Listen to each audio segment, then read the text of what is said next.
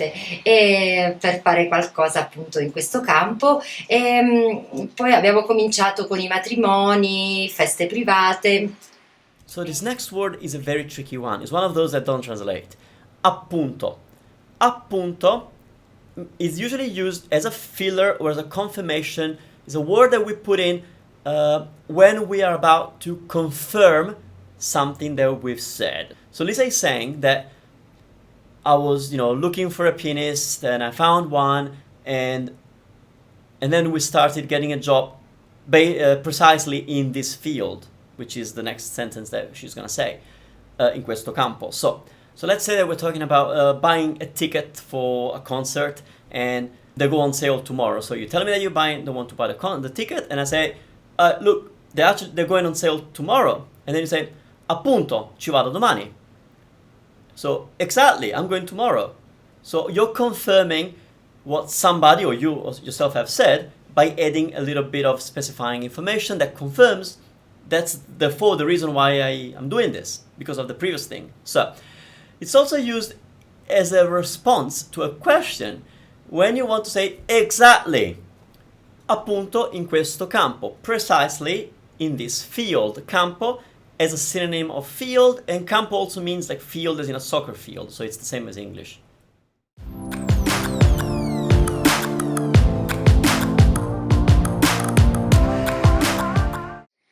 E poi abbiamo fatto un'audizione per la Costa Crociere, che è una compagnia italiana di navi da crociera. Siamo partiti per il primo contratto, per i primi è stato il primo un mese solo di prova. Now, then we started doing, that's what Lisa says, weddings and private parties, and then we did an audizione, for a cruise ship, la Costa Crociere, which is an Italian company, and we did a month of trial, un mese di prova. That's the expression for a month, or any time of trial. It could be una settimana di prova, un giorno di prova, it could be anything. That di prova is the expression that I'm teaching you.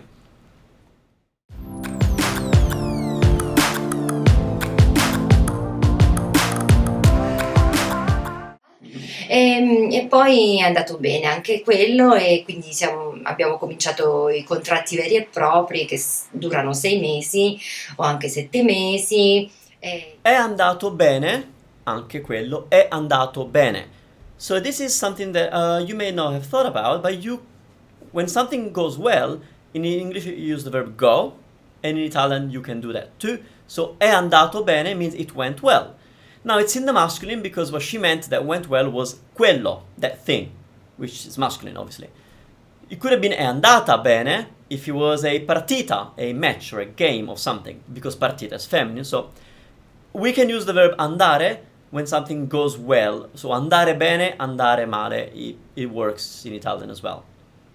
And then after the trial, we started doing the actual contracts, I contratti veri e propri. That veri e propri is an expression that we use in Italian, and we actually do it in many other situations, but we put two adjectives with the same meaning, really, to mean the same thing. So vero means true, and proprio means proper, meaning true again. So yeah, just like in English we say something like, that is true blue, as in really genuine and authentic, we do that in Italian by saying vero e proprio, obviously matching the gender and the number of the thing we're describing. So in this case, I contratti veri e propri, the actual contracts, the real contracts.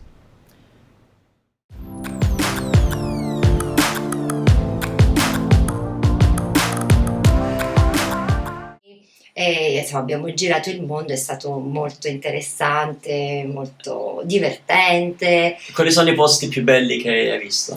Grazie al lavoro. Più belli. So then we started traveling the world, we started traveling the world, and then I asked, quali sono i posti più belli che hai visto grazie al lavoro?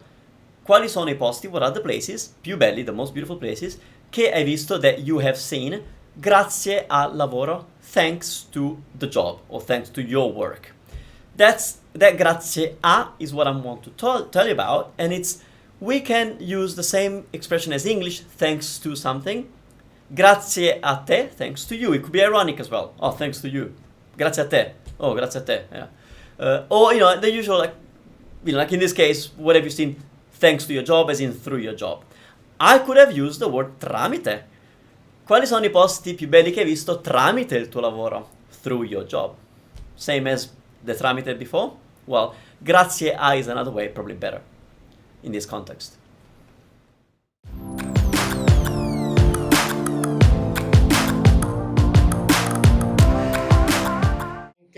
Quali sono i posti più belli che hai visto? Grazie al più lavoro. belli, dipende cosa intendi di più belli. Per esempio, Tu mi posso conosci? dirti, Mare e natura. le spiagge più belle le ho viste alle Seychelles. So, well, it depends. She says it depends on what you mean. Now, something that I want to point out, the Italian way of saying to depend is the verb dipendere, which takes the preposition da. So something depends from something. In English it depends on something, in Italian it's da. Quindi dipende da quanto costa, it depends on how much it costs. Dipende da se Marco viene o no, it depends on whether Marco comes or not. So it's dipendere da. She doesn't have the da here. I thought, did she make a mistake? No, she didn't. Because what she actually said would probably be more something like this. Dipende, che intendi? So dipende, if you want to say, oh, it depends, as the answer to a question, you're not going to say dipende da if you're not saying that it depends on what. If you're not saying on what it depends, like in English, oh, it depends. You don't have to say on if you're not saying on what, right? So same in Italian. So she must have said, dipende, cosa intendi, dipende, and then she said, what you mean, So it's not a mistake, it's something that just happened to sound like that. And intendi is the verb intendere, which means to mean, when you mean something, okay? And then I said, well, you know me. Mi conosci. Now, of course, this doesn't mean you know me. It means the same as English. Oh, you know me. You know how I am. We can do the same in Italian. So I can say, io ti conosco. I know you, meaning I know what you're thinking, okay? So it works the same as English. Tu mi conosci, or io ti conosco, or stuff like that. And then Lisa said that le spiagge più belle le ho viste alle Seychelles. Le spiagge più belle, the most beautiful beaches, I've seen them at the Seychelles. She's done it again, like the thing that I did before when I said, praticamente ce l'avete la spiaggia privata. I've used the pronoun that replaced la spiaggia, but then I also said la spiaggia. She's just done the same thing. Le spiagge più belle le ho viste. The most beautiful beaches, I've seen them at the Seychelles. So again, it's something very common that we do in Italian. Even though we're replacing something with a pronoun correctly, we then still say the thing that we just replaced. So.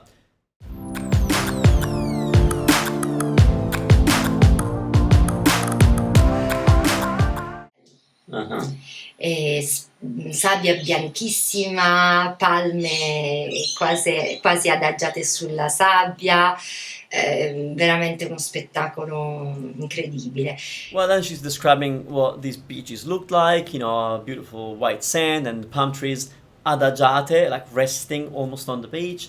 So she really liked it, obviously.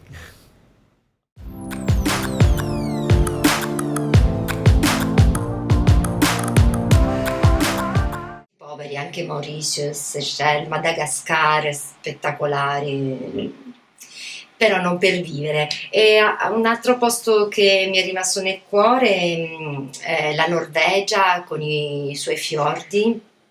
È stata un'esperienza incredibile. Okay. And then she says other places that, they were just amazing, Mauritius, Madagascar, not to live, she said, but definitely to visit. And another place that mi è rimasto nel cuore. Mi è rimasto nel cuore. This is the expression rimanere nel cuore. To make a mark in somebody's heart, or to remain in somebody's heart. So, mi è rimasto, the subject being it, the place, so it's masculine because she's talking about a place, il posto, che mi è rimasto nel cuore. It remained in my heart. So that's the expression that renders that idea. So you can use this for memories, people, places, stuff like that. There's an emotional attachment to, okay? Mi è rimasto nel cuore il giorno in cui ti ho conosciuto. It stayed in my heart the day that I met you. Or the day that I met you stayed in my heart. Again, a little bit backwards sometimes, yeah?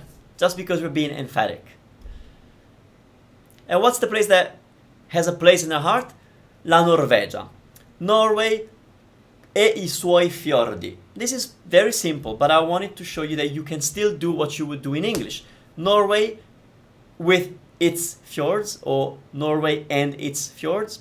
So even though Norway is a thing, not a place, we can definitely still say i suoi fiordi, his or her.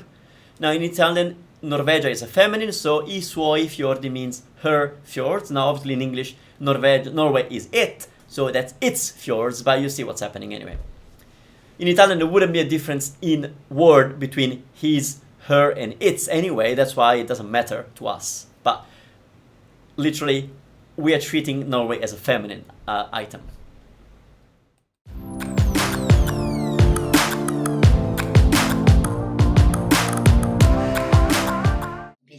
Perché entrare con le navi da crociera dentro questi fiordi meravigliosi, i colori incredibili. Fa paura o no? No, non fa paura, c'è un'atmosfera quasi irreale, sai, nessun suono, solo questi colori spettacolari, queste piccole cascate che scendono in mezzo al verde. Well, it sounds like an amazing place. But I asked her, because she said, entering these fjords with your cruise ship is just amazing, like stunning. And I said, fa paura? Now, fare paura means when something is scary. Quindi fa paura, is it scary? So see the difference in structure? Fa paura, it's the same expression that it's similar to what we would use for the weather. In Italian we say fa caldo, it's making hot, whereas in English it is hot. Fa freddo, it's cold, but in Italian we're saying it's making cold. So fa paura, does it make fear? Does it cause fear? So fa paura, if it did, I could say mi fa paura, it makes me fear. Okay, bad English, I know, but ti fa paura, does it scare you? Gli fa paura, it makes fear to him, so it scares him. Or le fa paura, it scares her, with that le meaning to her. So it uses the indirect object pronoun if you need a pronoun. But as I said, fa paura, is it scary? Because of the experience? I said, no, that's not scary, just surreal almost, because you walk in and she's got beautiful description of what it happens and the waterfalls and all that, and then she says nessun suono. Now you know the word nessuno, it means nobody by itself. Suono is a sound, but then nessuno followed by a noun is one of the Italian ways of saying no sound in this case. So no sound, it's nessun suono. No friends, nessun amico. As you see, it keeps the singular of the item that you're talking about. So, no fear, nessuna paura. No problem, nessun problema. So if you notice that when it's masculine, we say nessun, we drop the o, and when it's feminine, we keep it. So it's nessun for masculine, or nessuna for feminine. Now, of course, if the masculine word is a word that starts with z, ny, y, or S consonant, any of those sounds that would require lo as the article, then we're going to say nessuno. So nessuno studente, no student. Okay? Nessuno studente. But the norm is nessun for masculine.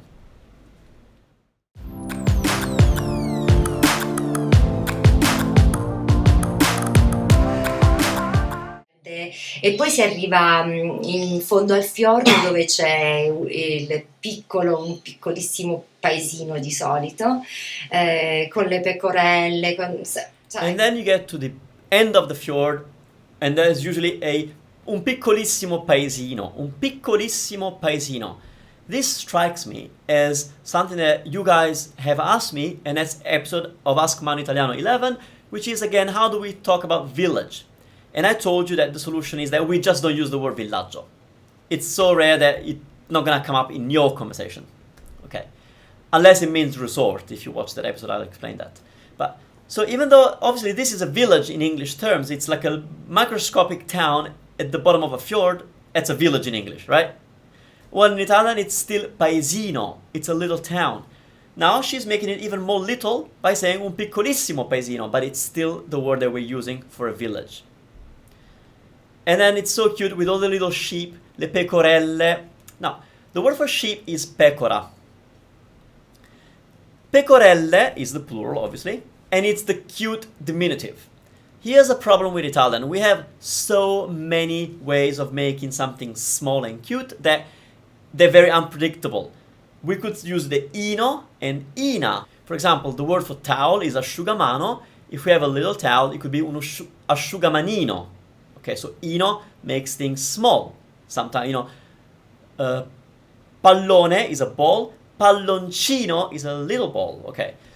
But other times we use other ways of making something small. This one is ella or ello, so pecorella is a little sheep.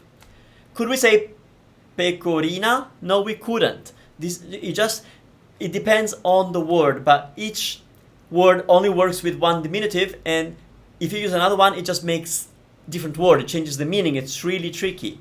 For example, the word scarpa, shoe, can be scarpina, but more often scarpetta. So we're using etta to make it small and cute. Okay. So